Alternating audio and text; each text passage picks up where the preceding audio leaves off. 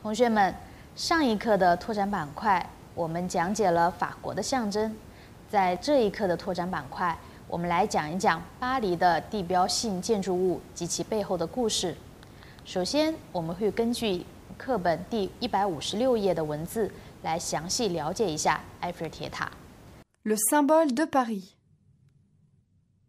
10 100 tonnes, 300 mètres de haut, 1700 marches environ, 6 millions de visiteurs par an, reconnaissable dans le monde entier, il s'agit bien sûr de la Tour Eiffel.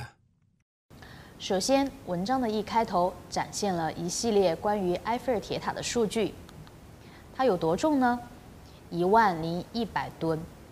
tonne 它是一个阴性名词，意思是吨的意思。une tonne 1吨。铁塔重达10100吨。接下来300 mètres de haut， 它有多高呢？300 mètres 300米。再接下来1700 marches environ， 我们如果从塔底到塔顶需要走多少步呢？1700步台阶。marche 在此它指的是台阶，是一个阴性名词。une marche。接着6 millions visiteurs par an， 它每一年吸引了600万的游客。reconnaissable dans le monde entier， 世界闻名。reconnaissable 的意思是知名的、闻名的意思。在此段的段末还点出了 il s'agit bien sûr de la Tour Eiffel， 这当然是指的埃菲尔铁塔。这个句子当中 il s'agit de 是一个固定的用法，它的意思为涉及到什么什么，关系到什么什么。其中变为动词 agir， 它的原型为 agir， 它的本意为行动或者说干什么什么样的事情。接下来我们看一看下一段关于铁塔的进一步介绍。Pour commémorer le centenaire de la Révolution, le gouvernement français a décidé en 1884 d'entreprendre l'exposition universelle de 1889 et de construire une tour commémorative. On a commencé à la construire le 28 janvier 1887 et l'a achevée le 31 mars 1889. La tour Eiffel est apparue dans le paysage parisien, audacieuse et suspecte au départ, mais au final, symbole et fierté de Paris. Elle est jusqu'en 1934 l'édifice le plus haut du monde. 文章的第二段着重介绍了埃菲尔铁塔修建的历史。首先 pour commémorer le centenaire de la Révolution, le gouvernement français a décidé en 1884 d'entreprendre l'exposition universelle de 1889 et de construire une tour commémorative。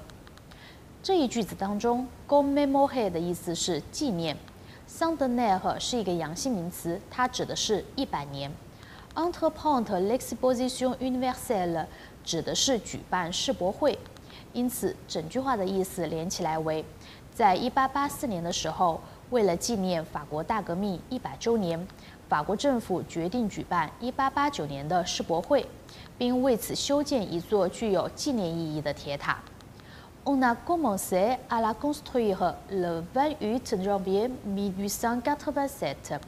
Elle a l'achevé le 31 mars 1889. 铁塔于1887年1月28号开始修建，1889年3月31日竣工。La Tour Eiffel est apparue dans le paysage parisien, audacieuse et suspecte au départ.Mais aussi final, symbole et fierté de Paris。 这个句子当中 ，paysage 它的意思是风景、风光 ，Parisien 是巴黎的形容词 ，audacieux et suspect 指的是既大胆又让人怀疑的。整句话的意思连起来为：铁塔出现在巴黎的市井中，开始的时候让人觉得既大胆又惹人怀疑，最后它成为了巴黎的象征以及巴黎的骄傲。这个句子其实牵涉到埃菲尔铁塔的建造历史。埃菲尔铁塔在建造之初几乎受到了全体巴黎市民的反对，因为大家都知道铁塔是以铁铸就而成的，这与当时巴黎倡导的古典主义审美观非常相异。19世纪的巴黎建筑物比较低、矮，而且富有情调，在市中心突然树立起一个突兀的，甚至看起来很丑陋的钢铁庞然大物，这让巴黎市民非常的气愤。在1887年2月14日，铁塔正式开工后的第19天，建筑师埃菲尔接到了发表在当时《巴黎时代报》上由一批艺术家和建筑师，这其中包括法国著名文学家莫泊桑、小仲马等等，他们联合签名的抗议书，名为“反对修建埃菲尔铁塔”。甚至莫泊桑还扬言要离开巴黎，甚至离开法国。在一片抗议声中，埃菲尔团队顶住压力，铁塔的建造工程如期完成。随着时间的推移，它最终成为巴黎、法国甚至世界的著名景观之一。最后一个句子 Elle est jusqu'en 1934 l'édifice le plus haut du monde。直到1934年为止，铁塔是世界上最高的建筑物。巴拉同学们，关于埃菲尔铁塔的解读我们已经完成。其实像巴黎这样的历史名城，在全世界范围内还有许多。我们的首都北京也是一座历史沉淀深厚的古城，其城市的魅力也已经吸引了众多世界游客。那接下来，让我们学习用法语向世界法语地区的朋友们来介绍一下北京的历史建筑物，好吗？Allez. Les monuments historiques de Pékin. Temple du ciel.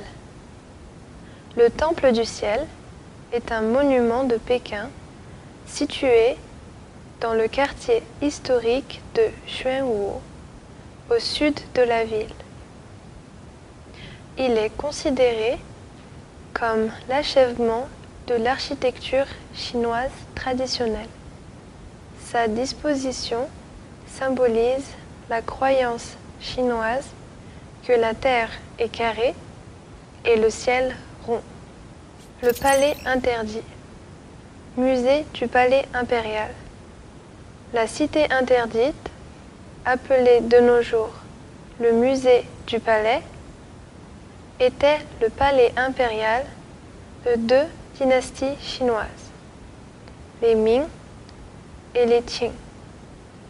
Situé dans le centre de Pékin, il est construit entre 1406 et 1420. Actuellement, il est devenu un musée des trésors artistiques et culturels de l'histoire chinoise. À la fois luxueux et magnifique, la cité interdite est considérée comme l'un des 5 grands palais du monde, avec le château de Versailles, France, le palais de Buckingham, Grande-Bretagne, la Maison Blanche, États-Unis, et le Kremlin, Russie. Elle a été classée par l'UNESCO comme un site du patrimoine mondial culturel en 1987.